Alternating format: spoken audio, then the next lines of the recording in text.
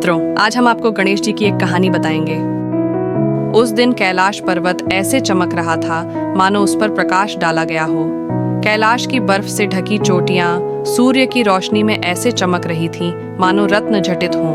उस दिन बालक गणपति को प्रसन्न करने के लिए माता पार्वती ने अपने प्रेम से सब कुछ सजाया और उत्सव की तैयारी की। ठीक उसी तरह उसके द्वारा आमंत्रित देवताओं के आगमन पर आकाश उत्साह से कांप उठा। सभी दिशाओं से देवता अपने प्रकाशमान रथों पर सवार होकर कैलाश पर आ रहे हैं। लेकिन भगवान विष्णु स्वयं इस समारोह में नहीं आए। वैकुंठ में अपने शिष्यों को बुलाकर उन्होंने कहा, मेरी ओर से बालू गणपति को आशीर्वाद दो, उसे ये उपहार दीजिए, मेरा भी प्रेम अर्पित करो।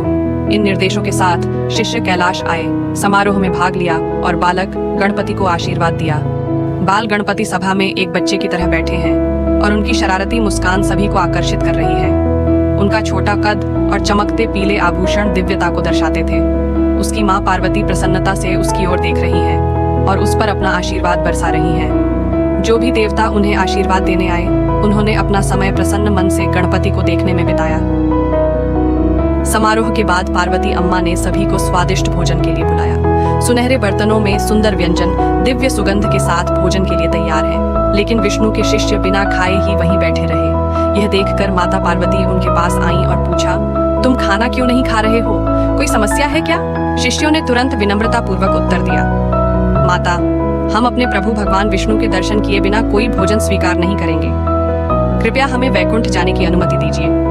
जब पार्वती अम्मा ने यह सुना तो वह चुपचाप मुस्कुराई और उसे सबक सिखाने का फैसला किया।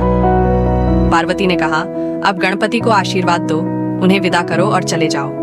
शिष्यगण गणपति को अलविदा कहने के लिए कमरे के अंदर चले गए। लेकिन जब उन्होंने गणपति को देखा तो वे आश्चर्य से चुप हो गए।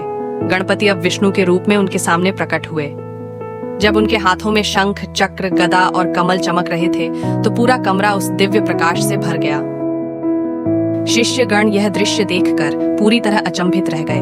उस क्षण उन्हें यह एहसास हुआ कि गणपति और विष्णु एक ही सिद्धांत हैं। उनके मन में जो भी छोटे मोटे संदेह थे वे दूर हो गए। वे बाहर आए, देवी पार्वती को प्रणाम किया और उन्हें धन्यवाद दिया।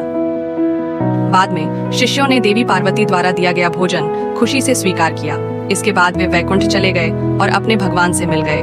उस दिन उन्होंने न केवल उत्सव में भाग लिया बल्कि एक ऐसा सबक भी सीखा जिसे वे जीवन भर याद रखेंगे कि गणपति और विष्णु का दर्शन एक ही है।